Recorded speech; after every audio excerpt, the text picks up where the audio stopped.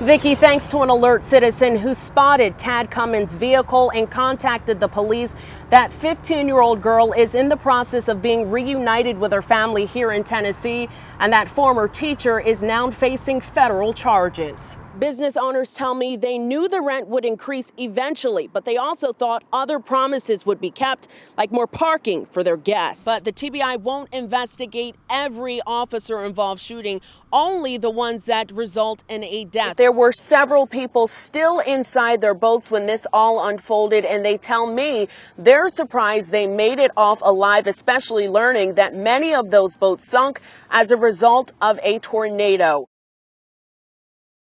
President-elect Donald Trump officially begins his transition to commander-in-chief today with two big events in Washington. A frantic rescue effort is underway after an avalanche wiped out a luxury ski resort in central Italy. At least 30 people are missing, and some of those trapped have sent text messages with desperate pleas for help. We'll have an update on that story and more right here at 4 o'clock. Now let's head out to Towanda. They're the images that were seen across the nation. 50-year-old Tad Cummins and 15-year-old Elizabeth Thomas spotted on surveillance video in an Oklahoma City Walmart. Now we know what Cummins purchased: cheese, chocolates, a woman's razor, and a commonly used lubricant for sexual intercourse. Now Cummins is facing one federal charge along with 2 state charges. If he is convicted of this charge, he could face 10 years behind bars. But if Elizabeth says she willingly went with Cummins, this aggravated kidnapping charge could be dropped. That's right, Carrie. There are many questions surrounding the disappearance of Tad Cummins and Elizabeth Thomas.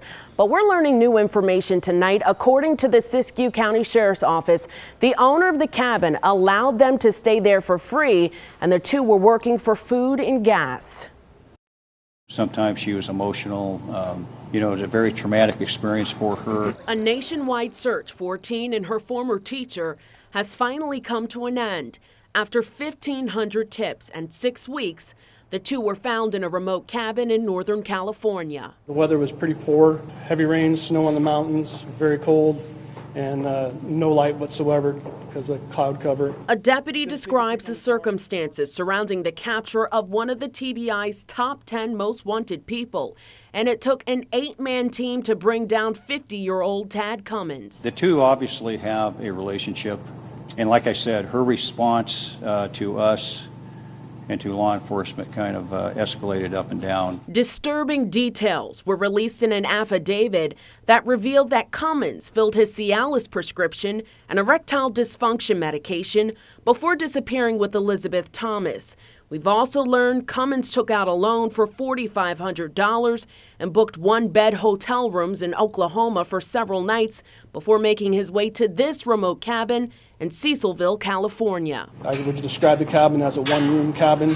There's 2 cabins right next to each other, sleeping on a little foam mattress. All thanks to one tip.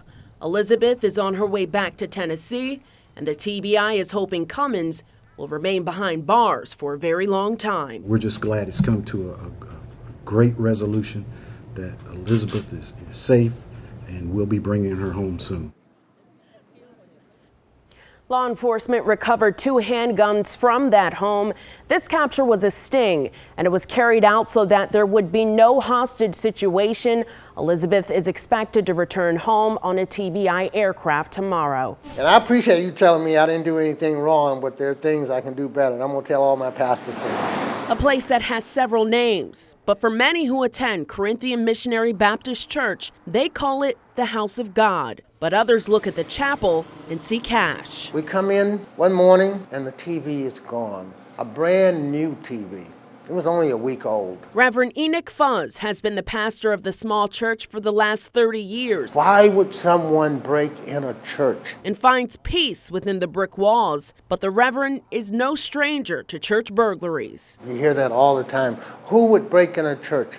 It's kind of like taboo among even thieves to break in a church. This is now the 3rd break-in the church is dealing with. This should be the safe place. A sanctuary is supposed to be a place where people feel safe to worship, but with a string of recent church break-ins, that comfort level has been damaged. People feel violated and unsafe when their spaces have been invaded. Those wonderful people should feel safe. They should never be afraid to come in their community. The alarm system was not operating at the time of the break-in. The alarm company will give us a phone call, or I'll call them if I'm here, and we're good to go. But Reverend Fuzz says it now works and is hoping the thieves search for some redemption. Don't go into church and steal those good people's stuff. The church is there to help you, and we will help you, but you got to want to help yourself too. I'm Kimberly Davis, News Channel 5.